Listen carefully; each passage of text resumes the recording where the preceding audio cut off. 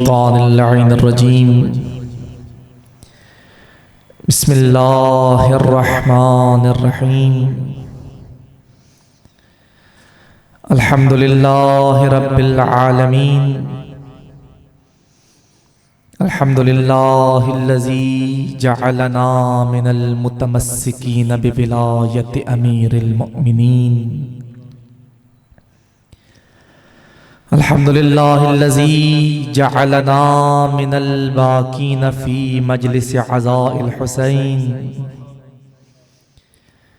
वस्सलातु वस्सलामु अला अशरफिल अंबिया वल मुरसलीन खातमिन नबिय्यीना शफ़ीइल मुज़निबीना रहमतिल लिल आलमीन हबीबिना व हबीब क़ुलूबिना तबीबिना व तबीब नुफूसिना शफ़ीइना व शफ़ीइ ज़ुनूबिना अबिल क़ासिम मुहम्मद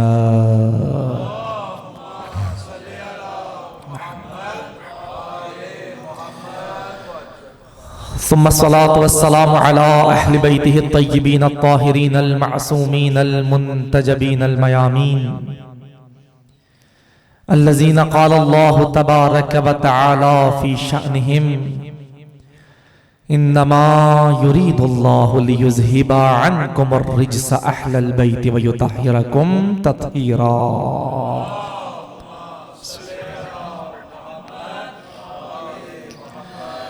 व रहमतुल्लाहि अला मुहिब्बिहिम व शिअतिहिम व मवालिहिम व लअनतुल्लाहि अला अअदाइहिम व मुनकिरी फ़ज़ाइलिहिम व गासिबी हुक़ूक़ हक़्क़िहिम मिन यौम अदावतिहिम इलल आन व मिनल आन इला लिक़ाइ यौमिद्दीन। अम्मा बअद फ़क़द क़ाल अल्लाहु तबारक व तआला फ़ी मुहकम किताबिहिल मजीद व फ़ुरक़ानिहिल हमीद व हुवा अस्दक़ुस सादिक़ीन व क़ौलुहुल हक़्क़।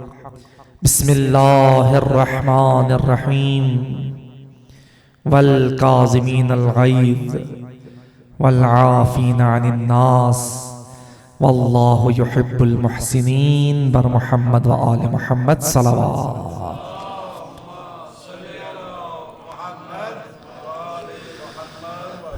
खुदावंद मुताल से दुआ है कि इस फर्श अज़ा को अपनी बारगाह में शरफ़ कबूलियत अता फरमाए।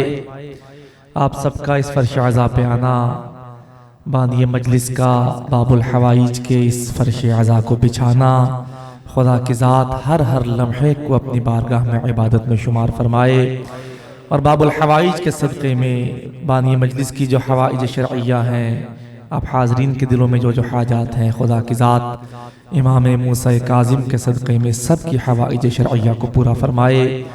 हमारे वक्त के इमाम इस आज़ादारी के हकीकी वारिस इमाम ज़माना के ज़ुहूर में ताजील फरमाए और हम सब को अपने इमाम के अवान व अंसार में शामिल होने की तौफ़ीक़ अता फरमाए।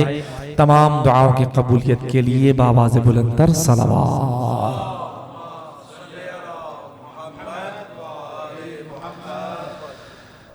अज़ीज़ान गिरामी, खुदावंद मुताल ने इस इंसान की हिदायत के लिए, चूंकि इंसान को खल्क करने वाला खुदा है, इसकी हिदायत का इंतजाम भी खुदा ने फरमाया है। और खुदा कुरान में इरशाद फरमाता इन्ना अलैना लल हुदा, हिदायत देना हमारा काम है। इंसान की जो जो बुनियादी अशिया हैं उनका इंतजाम खुदा ने इंसान की खिलकत से पहले फरमाया है। इंसान को खाने पीने की जरूरत है, खुदा ने इंसान को बाद में खल्क किया, पहले इंसान के खाने पीने की जरूरत का इंतजाम फरमाया। इंसान को जिंदा रहने के लिए सांस लेने की जरूरत है, खुदा ने इंसान को कायनात में बाद में भेजा। इंसान के सांस लेने का इंतजाम खुदा ने इंसान से पहले फरमाया। जैसे इंसान खाए पिए बगैर जिंदा नहीं रह सकता, खुदा ने उसका इंतजाम पहले फरमाया। इंसान सांस लिए बगैर जिंदगी नहीं गुजार सकता, खुदा ने उसका इंतजाम भी पहले फरमाया। इसी तरह इंसान की जिंदगी के लिए जरूरी है कि इंसान की हिदायत हो। अगर इंसान हिदायत नहीं पाएगा तो जिंदगी नहीं बसर कर सकता। खुदा ने इंसान को बाद में भेजा इंसान की हिदायत के लिए। हादी खुदा ने पहले खल्क फरमाए। कितना पहले खल्क फरमाए? इसका इल्म खुदा को है कि खुदा ने हादी कब खल्क किए। एक हादी है जो फकत हमारे लिए हादी है, लेकिन एक हादी वो है जो मलाइका की भी हिदायत कर रहे हैं, जो मलाइका को बता रहे हैं कि तस्बीह परवरदिगार कैसे करनी है, जो मलाइका को बता रहे हैं कि इबादत इलाही कैसे करनी है। अदालत इलाही का तकाजा है मलाइका को बाद में खल्क किया जाए और मलाइका के हादियों को भी पहले खल्क किया जाए। पैगंबर गिरामी कदर फरमाते हैं खुदा के नूर के सिवा जब कुछ न था, खुदा ने मलाइका को भी खल्क न किया था। सबसे पहले हम मोहम्मद आले मोहम्मद का नूर खल्क किया, हमारे बाद खुदा ने मलाइका को खल्क फरमाया। हम तस्बीह परवरदिगार करते, मलाइका हमारी तस्बीह को देखकर खुदा की तस्बीह करना शुरू कर देते। हम सजदे में जाते, मलाइका हमें देखकर सजदे में जाना शुरू कर देते। खुदावंद मुतआल ने मलाइका से भी पहले मोहम्मद आले मोहम्मद को खल्क करके बताया कि ऐ लोगों, इन्हें अपने से बाद खल्क होने वाली मखलूक न समझना, इन्हें मैंने तब खल्क किया था जब मलाइका को भी वजूद अता न किया गया था।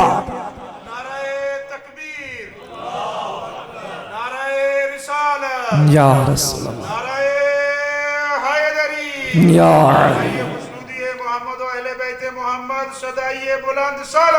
अल्लाहुम्मा सल्ली अला मुहम्मद। जब कुछ न था खुदा ने इनका नूर खल्क किया कि कोई ये न कहे कि ऐ बारी इलाहा हमें हिदायत देने वाला कोई न था।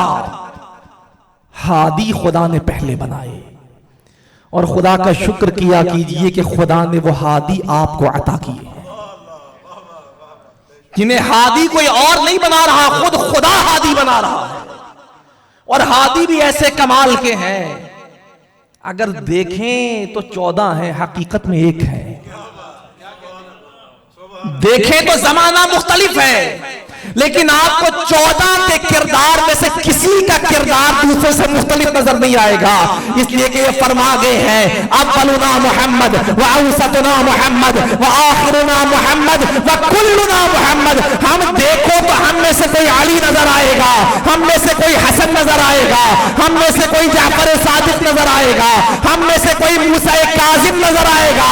अगर हकीकत में देखना हो, हम में से पहला भी मोहम्मद है, हम में से आखिरी भी मोहम्मद है, हम में से दरमियानी भी मोहम्मद है, हम सब के सब मोहम्मद है। हम सब का नूर नूर मोहम्मद मुस्तफा है। हम सब इंसानों की हिदायत के लिए आए हैं और ये इनकी जिंदगी है खुदा का पैगाम लोगों तक पहुंचाने के लिए। ऐसे इमाम किसी के पास नहीं है जैसे इमाम खुदा ने हमें अता किए हैं, और किसी के पास एक नहीं है, खुदा ने हमें 12 अता किए हैं। और ऐसे 12 कि जिनका जिक्र करते हुए हमें सोचना नहीं पड़ता कि क्या जिक्र किया जाए, जिनकी महफिल सजाते हुए ये तसव्वुर नहीं करना पड़ता कि इनकी महफिल में क्या बयान किया जाएगा। इनमें से जिसको उठा लिया जाए, खुदा ने इतना बाकमाल बनाया है, हमारा वक्त खत्म हो जाता है, इनके कमालात फिर भी खत्म नहीं हो पाते।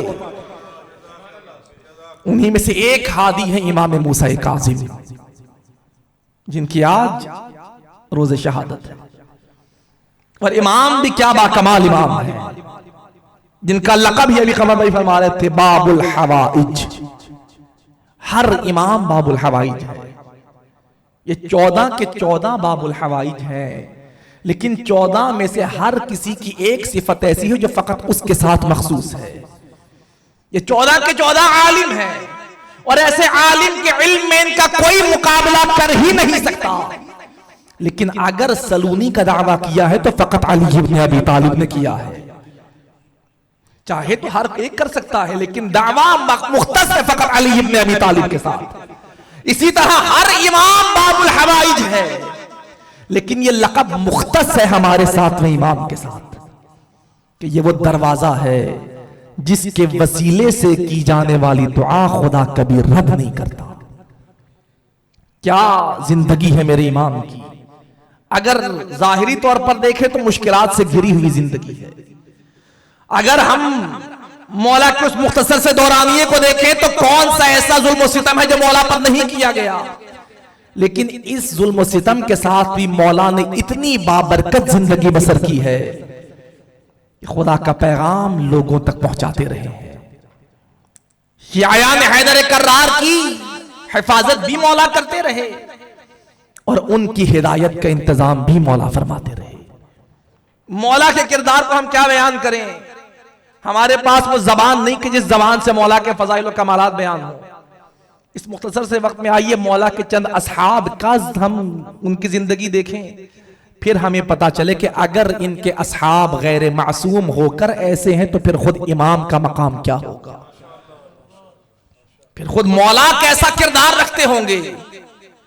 मौला के असहाब में से एक सहाबी है अली इब्न यकीन, बहुत बड़ा सहाबी है मेरे मौला का, और ऐसा सहाबी के मौला को इस पे इतना यकीन है कि कुछ भी हो जाए अली इब्न यकीन हमारे खिलाफ नहीं जा सकता। इसे मौला हुक्म फरमाते कि तुमने हारून का वजीर आजम बनना है। मौला की इजाजत से मौला के दुश्मन का वजीर आजम बन रहा है, इसलिए कि मौला को मालूम है हमारे दुश्मन के पास भी होगा, हमारे शियों की हिफाजत करेगा। और मौला भेजते हुए अली इब्न यकीन से फरमाते हैं, अली इब्न यकीन दुश्मन के पास जा रहे हो, मुझे 3 जमानतों की 3 बातों की जमानत मुझसे लेकर जाओ, लेकिन बदले में एक बात की जमानत तुमने मुझे देकर जानी है। ये एक काम तुम करोगे, उस एक काम के बदले में 3 काम मैं तुम्हारे साथ करूंगा। मौला फरमाइए, मौला फरमाते पहली जमानत में तुम्हारे वक्त का इमाम दे रहा हूं, तुम्हें कभी जिंदान में नहीं डाला जाएगा। जितनी जिंदगी जियोगे आजाद जिंदगी गुजारोगे। दूसरी जमानत यह है तुम्हें कभी तलवार से कत्ल नहीं किया जाएगा। और तीसरी जमानत यह है कभी भी तुम फकीर और तंगदस्त नहीं होगे। ये 3 जमानतें मैं तुम्हारा इमाम तुम्हें दे रहा हूं, बदले में एक जमानत तुमने देनी है अली इब्न यकीन। अगर किसी वक्त भी हमारा कोई शिया तुम्हारे पास आ जाए, खबरदार हमारे शिया को खाली हाथ वापस मत भेजना। तुमने हमारे शिया का ख्याल रखना है, हम तुम्हारा ख्याल रखेंगे। इस जमानत देकर मौला रवाना करते हैं, और जितना मुमकिन है अली इब्न यकीन कोशिश करता है कोई भी इसके दर से खाली वापस ना जाए। लेकिन एक दिन एक मौला का चाहने वाला आता है, अब वजीर आजम है, 100 मसरूफियात है, दरवाजे पे दस्तक दी, बताया कि अली इब्न यकीन मसरूफ है। ये मौला का चाहने वाला वापस आ जाता है। अंदाजा लगाइए कि मौला अपने चाहने वाले से कितनी मोहब्बत करते हैं, मौला कितना एहतराम करते हैं अपने मुहिब का। अली इब्न यकीन ने मुलाकात नहीं की, मौला का मुहिब वापस आ गया। मौला तक खबर पहुंची कि अली इब्न यकीन के दरवाजे पे गया था और अली इब्न यकीन ने इससे मुलाकात नहीं की। वक्त गुजर गया, अली इब्न यकीन के जहन से भी बात निकल गई। आया कुछ अरसे बाद मौला से मुलाकात करने के लिए, दरवाजे पे दस्तक दी, दरवाजा नहीं खुल रहा।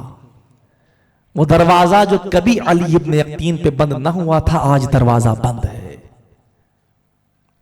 कुछ देर बाद फिर दस्तक दी, फिर दरवाजा नहीं खुल रहा। पूछा मौला गुस्ताखी हो गई कि आज शरफ मुलाकात नहीं दे रहे। मौला फरमाते अली इब्न यकीन अगर तू हमारे मुहिब से नहीं मिलेगा हम भी तुझसे मुलाकात नहीं करेंगे। अगर तेरे पास हमारे चाहने वालों के लिए वक्त नहीं है, हमारे पास भी तुम्हारे लिए वक्त नहीं है। जाओ पहले उससे माफी मांग कर आओ कि जिसे दरवाजे से खाली वापस भेजा था, फिर हमारे दरवाजे पे आना, फिर तुमसे मुलाकात करेंगे। ये तलाश करते हुए आता है कि उस शख्स के पास जाए कि जो इसके दरवाजे से खाली वापस आया था। तलाश करता हुआ उसके दरवाजे पे आया, दस्तक दी, बताया कि अली इब्न यकीन दरवाजे पे खड़ा है। वजीर आजम किसी के दरवाजे पे आ जाए, ये नंगे पांव दौड़ता हुए दरवाजे पे आया कि वजीर आजम मुझसे क्या काम है। अली इब्न यकीन कहता है, मोमिन तू मेरे दरवाजे पे आया था, मैंने तुझे खाली हाथ वापस भेज दिया था।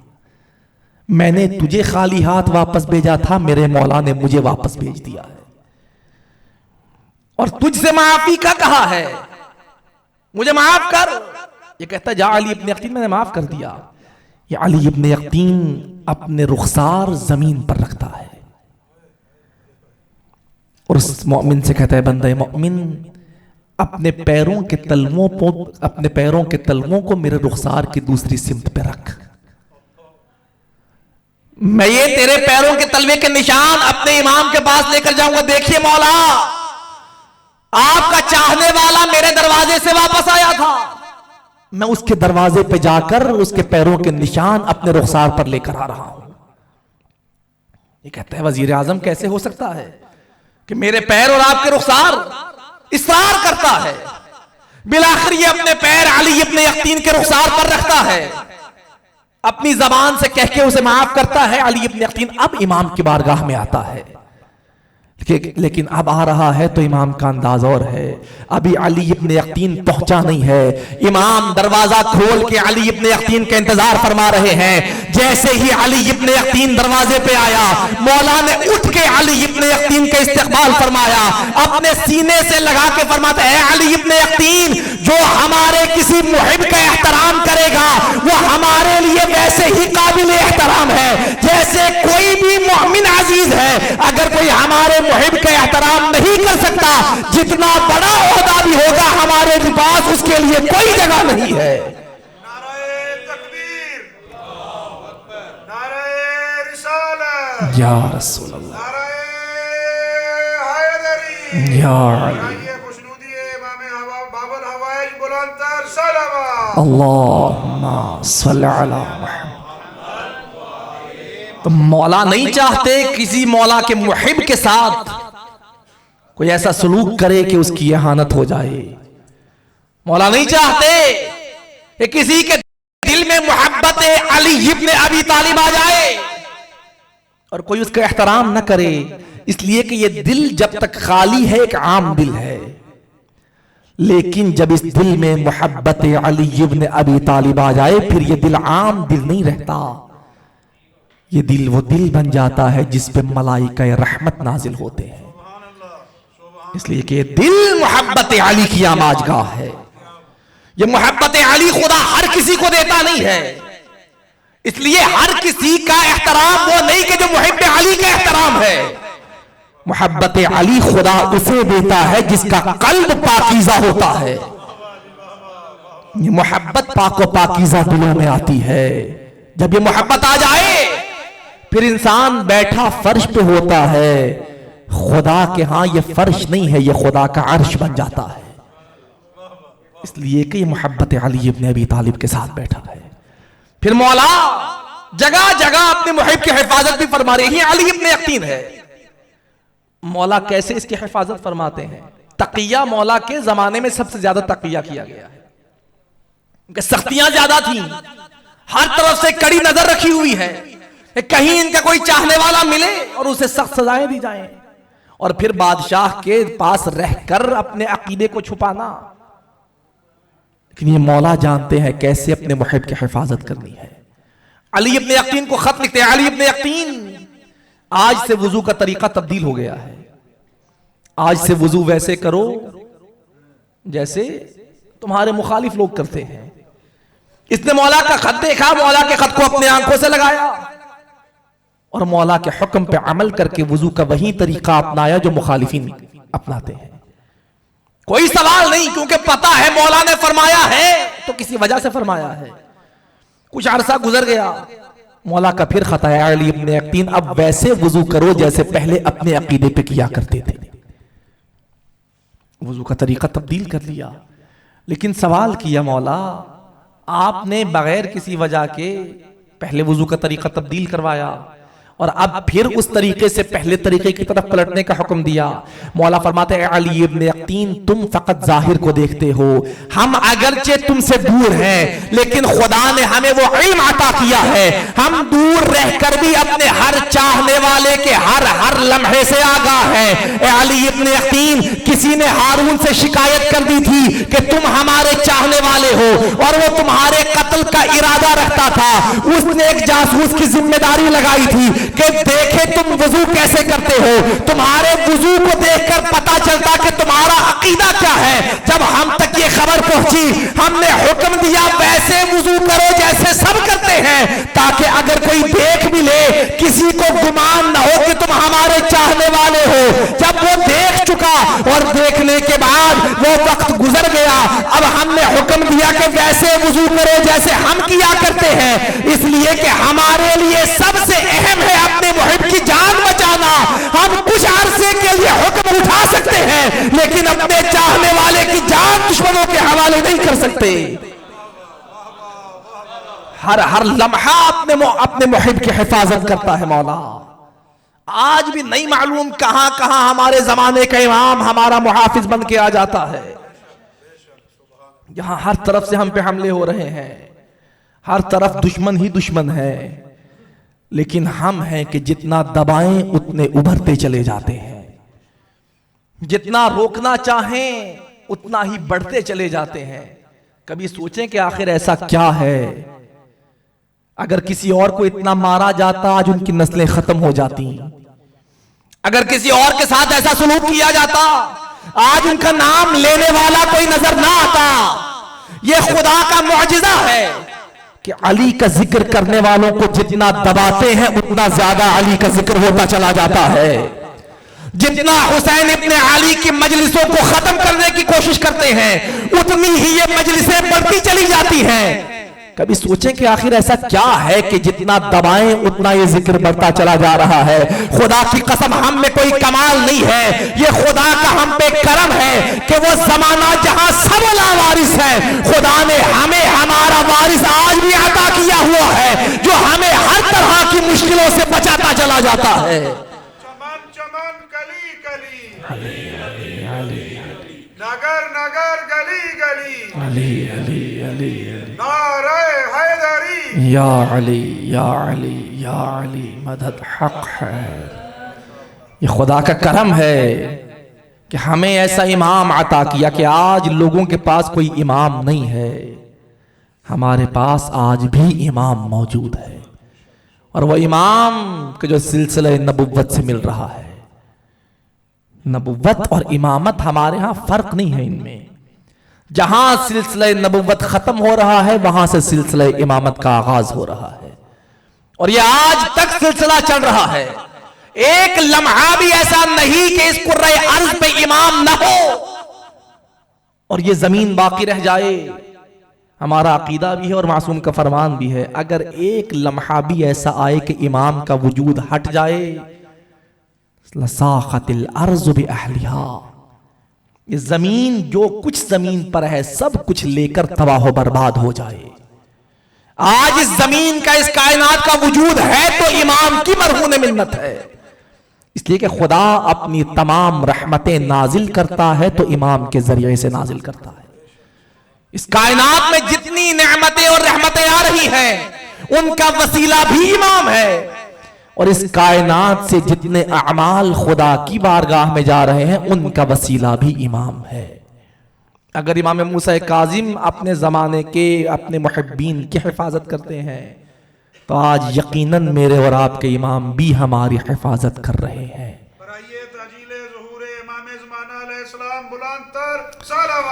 अल्लाहुम्मा सल्ली अला मुहम्मद। मौला का एक और सहाबी है, मौला के सहाबी का नाम है बुश्र हाफी। और क्या सहाबी है, जिंदगी का एक हिस्सा इमाम से दूर गुजारा है लेकिन फिर ऐसे इमाम के करीब आया कि तारीख में इसका नाम कयामत तक के लिए जिंदा हो गया और इसने बताया है कि इमाम का चाहने वाला कैसा होना चाहिए।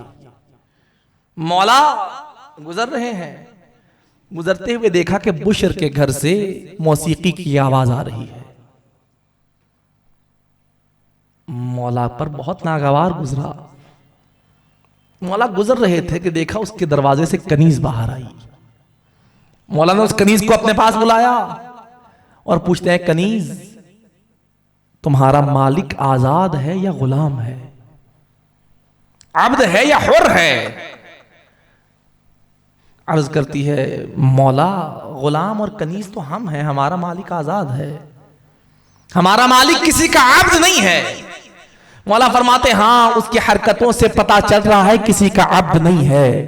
अगर किसी का अब्द होता फिर वैसी जिंदगी बसर करता जैसा उसका मालिक चाहता है। मैं और आप भी अपने आप को अपने इमाम का गुलाम कहते हैं ना, फिर वैसे हो जैसा हमारा इमाम चाहता है। ऐसा ना हो कि इमाम कुछ कहें और इमाम के गुलाम किसी और सिम जा रहे हो। गुलाम वो गुलाम है जो अपने आका के हुक्म की तामील करे। अगर अपने आका के हुक्म की तामील नहीं करता फिर अपने इमाम की नाफरमानी कर रहा है। मौला फरमाते, हाँ पता चल रहा है ये किसी का अब्द नहीं है, इसलिए कि अब्द अपने मालिक के हुक्म का पाबंद होता है। कनीज वापस पलटी, इमाम आगे बढ़ गए। इसने पूछा कि कनीज ताखिर क्यों हुई? और कनीज कहती है, आका मैं बाहर निकली तो एक शख्स ने मुझसे सवाल किया कि तुम्हारा मालिक आजाद है या गुलाम है। मैंने कहा कि आजाद है। कहता उसने क्या जवाब दिया? कहती उसने कहा, हाँ उसकी हरकतों से लग रहा है कि किसी का गुलाम नहीं है, आजाद है। अगर गुलाम होता तो ऐसी जिंदगी बसर न करता। अगर अपने आप को अब्द खुदा कहे तो फिर खुदा के हुक्म के मुताबिक जिंदगी बसर करता। इसने जैसे ही सुना हाथ में शराब का जाम था, वो जाम वहीं पर हाथ से गिरा और नंगे पांव इमाम की तलाश में घर से निकला। दौड़ता हुआ इमाम की बारगाह में आया, इमाम के कदमों में गिर के कहता है कि यब्न रसूलल्लाह, आज तक मैं किसी का अब्द नहीं था, अभी मैं खुदा का अब्द बन के अपनी जिंदगी गुजारना चाहता हूं, क्या मेरी तौबा कबूल हो जाएगी? मौला फरमाते, अगर सच्चे दिल से तौबा करो खुदा ऐसे गुनाह माफ करेगा जैसे कभी गुनाह किए ही नहीं थे, जैसे कभी तुम गुनाह के करीब ही नहीं गए। वहीं पर तौबा करता है और फिर जितनी जिंदगी जिंदा रहा नंगे पांव और इसने जिंदगी गुजारी है। इसीलिए इसे बुशर हाफी कहा जाता है। बुशर इसका नाम है और हाफी इसका लक़ब पड़ा इसके नंगे पांव चलने की वजह से। इससे जब पूछा गया था, बुशर तो क्यों नंगे पांव चला करता है? ये कहता था कि मैंने जब तौबा की तो मैं नंगे पांव था, मैं इसलिए जब तक जिंदा हूं नंगे पांव रहूंगा कि अगर कभी फिर गुनाह के करीब जाने का इरादा हुआ मुझे याद आ जाएगा, है बुशर जिस कैफियत में है तूने इसी कैफियत में अपने इमाम के सामने अपने गुनाहों से तौबा की थी, खबरदार अब गुनाहों के करीब न जाना। और ये फिर ऐसा गुनाहों से दूर हुआ कि इमाम इसे जन्नत की बशारत देते हैं। और आज अगर इसको याद किया जाता है तो इमाम के चाहने वालों में याद किया जाता है। इमाम ऐसे हैं कि अगर इनके साथ इंसान मुलाकात कर ले फिर गुनाहों से दूर हुए बगैर रह नहीं सकता, इसलिए कि इमाम का वजूद ही इमाम है। इमाम कलाम करे तो इमाम साथ रहे तो इमाम। ये कैसे हो सकता है कोई सच्चे दिल से इमाम के करीब आ जाए और इमाम उसे गुनाहों से आजाद न करे? ये कैसे मुमकिन है कि इमाम रहमत इलाही का मजहर भी हो और फिर लोगों को अजाब के लिए छोड़ दें? ये तो फिर मौला के चाहने वाले हैं। मौला को जब जिंदान में डाला गया, हारून ने एक खूबसूरत कनीज जिंदान में भेजी कि जाए और जाकर मौला पर तोहमत लगाए। कुछ दिन जिंदान में कनीज है और मौला है। कुछ दिन के बाद जिंदान का दरवाजा खोला गया कि देखें कनीज की कैफियत क्या है। हैरान रह गए दरवाजा खोलने वाले कि वो कनीज जो गुनाह के इरादे से इमाम के पास गई थी जिंदान का अजीब मंजर है। आगे मेरे मौला का सर सजदे इलाही में है, मौला के पीछे वो कनीज सजदे में सर रखे हुए हैं। आगे मौला फरमा रहे हैं सुब्बूहुन कुद्दूसुन रब्बुल मलाइकति वर्रूह, मौला के पीछे पीछे वो कनीज भी यही विर्द कर रही है सुब्बूहुन कुद्दूसुन रब्बुल मलाइकति वर्रूह। उस कनीज को बुलाया गया और पूछा गया, ए कनीज तुझे गुनाह के इरादे से भेजा गया था, लेकिन जिंदान का अंदाज हमने अजीब देखा। ये कनीज कहती है मैं क्या करूं, मैं गुनाह के इरादे से इमाम के करीब गई थी, लेकिन मैंने अजीब मंजर देखा।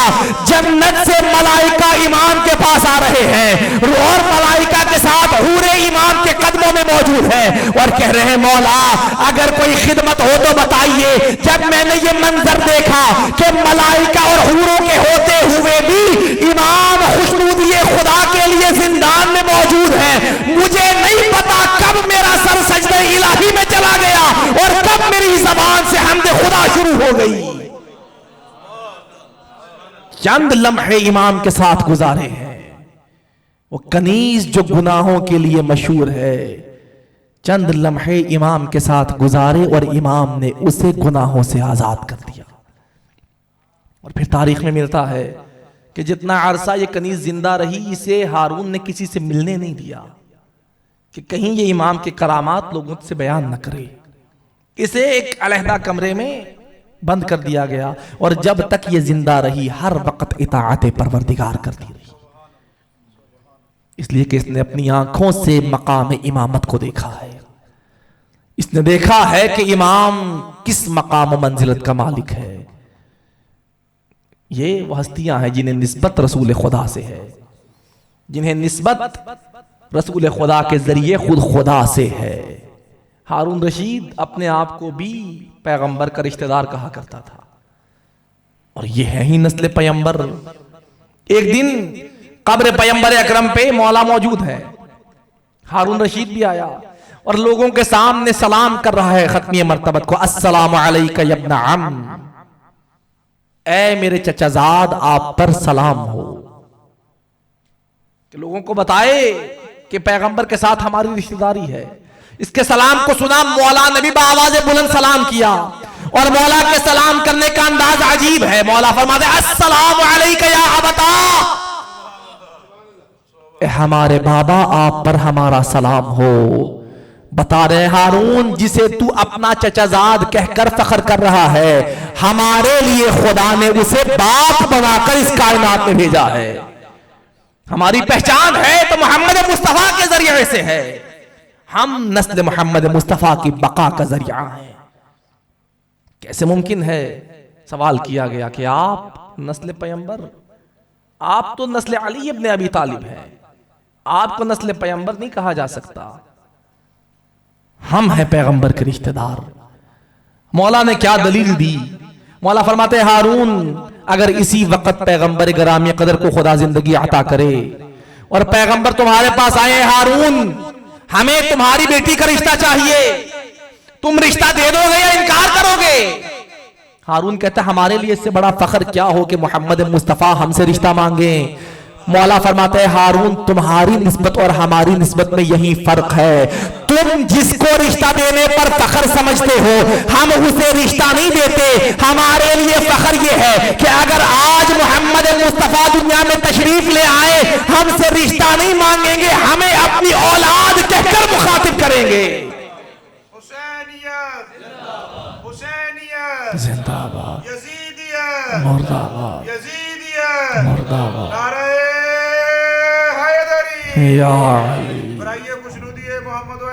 मोहम्मद बुलंदतर सलावत, अल्लाहुम्मा सल्ली अला मुहम्मद। तो ये वो हस्तियां हैं जिन्हें खुदा ने हाकिम बनाकर भेजा है, जिन्हें खुदा ने इमाम बनाकर भेजा है। ये मुश्किलात बर्दाश्त करेंगे लेकिन हक गोई से पीछे नहीं हटेंगे। जो पैगाम खुदा है वो जमाने तक पहुंचाते रहेंगे। खाने खुदा का तवाफ फरमा रहे हैं मौला, हारून भी आया, तवाफ कर रहा है और देख रहा है कि अजीब मंजर है।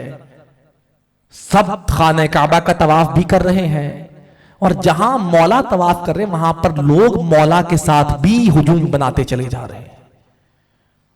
एक हुजूम है मौला के साथ तवाफ करने वालों का और यहां पर वक्त का हाकिम है, इसके साथ तवाफ करने वाला कोई नजर नहीं आ रहा।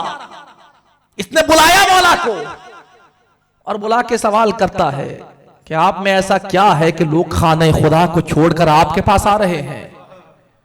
यहां पर सब आते हैं कि खाने खुदा का तवाफ करें, लेकिन लोग आपकी तरफ खींचे चले आ रहे हैं। वक्त का हाकिम मैं हूं।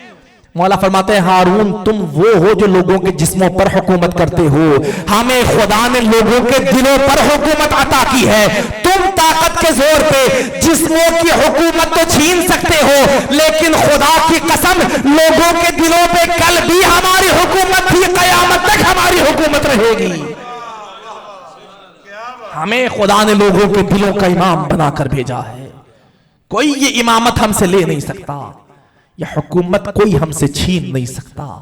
जाहिरी मनसब तुम छीन लोगे, लेकिन इलाही मनसब को तुम हमसे गस्ब नहीं कर सकते। फिर मौला को गिरफ्तार किया जाता है, और गिरफ्तार करने की कैफियत भी बड़ी दर्दनाक है। जब हुक्म दिया गया ना मौला को गिरफ्तार करने का, कहा गया मौला जिस हालत में है गिरफ्तार करके ले आओ। मौला हालत नमाज में है और इस मलऊन के सिपाही आए। मौला को नमाज मुकम्मल करने की मोहलत भी नहीं दी गई। नमाज की हालत में मौला को गिरफ्तार करके जिंदान में डाला गया। मसाइब से भरी हुई है मौला की जिंदगी। बाज़ उलमा मौला की जिंदगी का टाइटल तलाश करते थे कि मौला की जिंदगी को टाइटल क्या दिया जाए। इमाम मूसा काजिम की जिंदगी का मौजू क्या हो।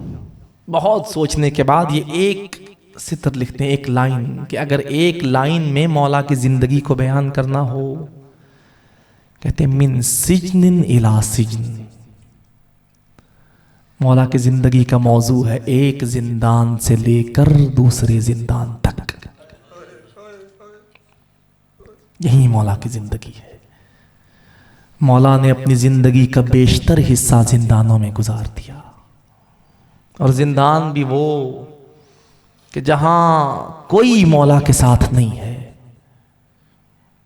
एक जिंदान में डाला जाता और हुक्म दिया जाता कि मौला पे सख्तियां की जाएं, लेकिन कुछ अरसे बाद वो मौला के किरदार से मुतासिर हो जाता, तो फिर वहां से मौला को नए जिंदान मुंतकिल किया जाता, फिर तीसरे जिंदान मुंतकिल किया जाता। आखिरी जिंदान है मौला की जिंदगी का सिंदी इब्न शाहिक का जिंदान। आइए आज मिलकर पुरसा दें उस इमाम का कि जिसे शहीद करने के बाद भी उसकी बेड़ियां उतारी नहीं गई, जिसे शहीद करने के बाद भी गले में तौक बाकी है, शहादत के बाद भी हाथों में हथकड़ियां बाकी हैं। और ये कैसी हथकड़ियां हैं। मेरे ज़माने का इमाम सलाम करता है, मेरा सलाम हो उस इमाम पर कि बेड़ियां जिसके पैरों का गोश्त खा गई थी, ऐसे बेड़ियां डाली गई कि मौला के गोश्त में पैवस्त हो गई थी। इतना सख्त जिंदान है आखिरी जिंदान मौला का। मिलता है कि दीवारों में मीखें लगाई गई थी। मकसद क्या था कि जब मौला इबादत की गर्ज से हरकत करना चाहे, वो मीखें मौला के बदन में पैवस्त हो जाए, मौला का बदन जख्मी हो जाए, और मौला का सारा बदन लहूलहान था। कभी किसी पहलू में कोई मीख पैवस्त हो जाती, कभी किसी तरफ से पहलू में मीख पैवस्त हो जाती। मौला का सारा बदन जख्मी है, और ये जिंदान वो जिंदान है जहां मौला को ना दिन का पता चलता है, ना रात की तारीकी का पता चलता है। एक गढ़ा नुमा जिंदान है। रोजाना मौला को 100 ताजियाने रात को मारे जाते हैं, 100 ताजियाने सुबह मारे जाते हैं। और वो ताजियाने भी ऐसे ताजियाने कि जब ताजियाना लगता मौला की कमर पे था, और जब वापस आता तो खाली ताजियाना ना आता, मौला की कमर का गोश्त ताजियाने के साथ वापस आ जाता। इतना सख्त जिंदान है मौला का। लेकिन मौला ने कभी खुदा से शिकायत नहीं की।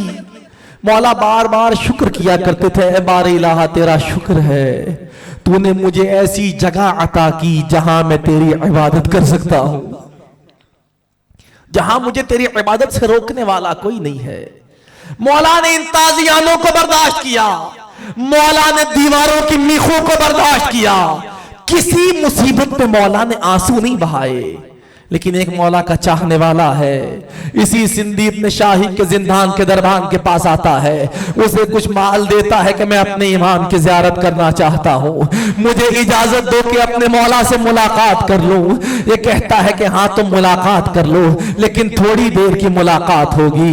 जिंदान का छोटा सा दरवाजा खोला जाता है, ये अपने इमाम की कैफियत को देखता है कि मौला सजदे इलाही में मौजूद है, मौला की जबान से तस्बीह परवरदिगार हो रही है। लेकिन जब मौला ने इसे देखा, मौला इसके करीब आए और ये देख कर तड़प कर रह गया। कहता है मैंने मौला की कैफियत देखी कि जो मौला ताजियाने लगने पे न रोए थे, जो मौला मीखों के लगने पे न रोए थे, आज मैंने मौला को रोते हुए देखा। आज मौला के आंसू बह रहे थे। मैंने हाथ जोड़ के अर्ज की, मौला अगर आपसे जिंदान की मुसीबतें नहीं देखी जाती, मौला हुक्म करे आपकी आजादी का इंतजाम करूं, मौला मैं हाकिम से सिफारिश करूंगा, कोई माल अता करके आपकी आजादी का बंदोबस्त करता हूं। मौला क्या मुसीबतें अब बर्दाश्त नहीं होती। मौला फरमाते हैं हमारे चाहने वाले, हम इन मुसीबतों से नहीं घबराते, हमें जितने भी ताजियाने मारे जाए, हम ताजियाने लगने पे आंसू नहीं बहाते, हम पे जितनी भी सख्तियां की जाए, हम इन सख्तियों से घबराया नहीं करते। मौला फिर रोने का सबब क्या है? मौला फरमाते हमारे चाहने वाले हर जिंदान में ताजियाने लगते थे, हमने किसी जिंदान में शिकवा नहीं किया, लेकिन यहाँ एक ऐसी मुसीबत है जो हमने किसी जिंदान में नहीं देखी। मौला आखिर ऐसा क्या है? मौला फरमाते हैं हमारे चाहने वाले रोजाना जब भी शाम का वक्त होता है ना, इस जिंदान के बाहर एक मलऊन खड़ा हो जाता है, वो हमें ताजियाने नहीं मारता, वो हमें तमाचे नहीं मारता।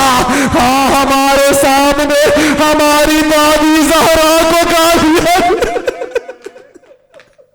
हमारी दादी को गालियां दी जाती है, हम सब कुछ बर्दाश्त कर सकते हैं, लेकिन अपनी दादी की शान में गुस्ताखी बर्दाश्त नहीं कर सकते। और हाँ हमारे मुहिब, हमारी आजादी की फिक्र न करो, हम चंद दिनों बाद आजाद हो जाएंगे।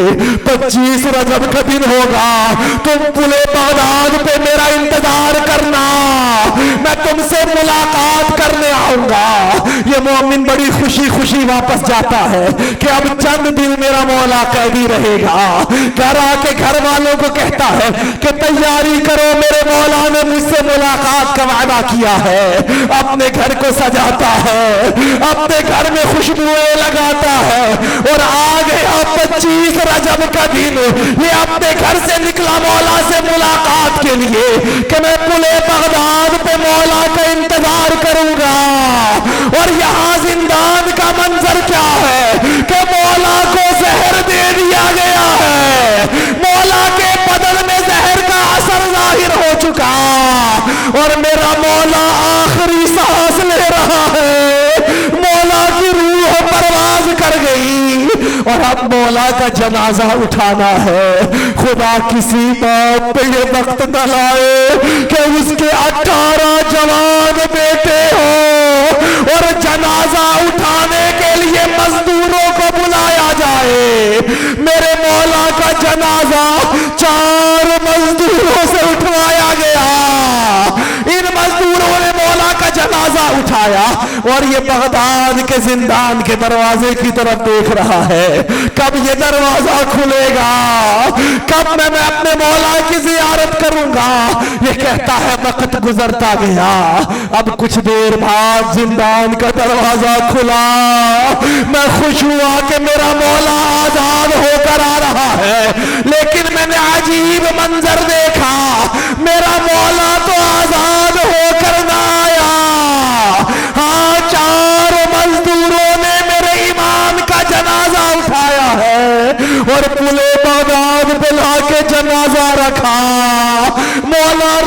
तक खबर पहुंची कि आपके बाबा शहीद कर दिए गए। मौला ने अपनी बहनों को खबर दी, जिनाब मासूम को खबर दी गई, सब बहनों को दिलासा दिया। मौला की बेटियों को मौला ने अपने सीने से लगाया होगा। मैं अर्ज करूंगा मौला इमाम मूसा काजिम से, मौला जब आपकी शहादत की खबर आपकी बेटियों तक गई होगी, मौला कोई तमाचे मारने वाला न होगा, कोई उनकी रिदाएं छीनने वाला न होगा। आज अब करबला में हुसैन को शहीद किया गया, सकीना को किसी ने दिलासे न दिए, किसी ने सकीना पे तमाचे बरसाए, किसी ने ताजियानों से सकीना को दिला। अला लअनतुल्लाहि अलल कौमिज़ ज़ालिमीन वसयअलमुल लज़ीना ज़लमू अय्य मुनक़लबिन यनक़लिबून। इन्ना लिल्लाहि व इन्ना इलैहि राजिऊन। मातम हुसैन।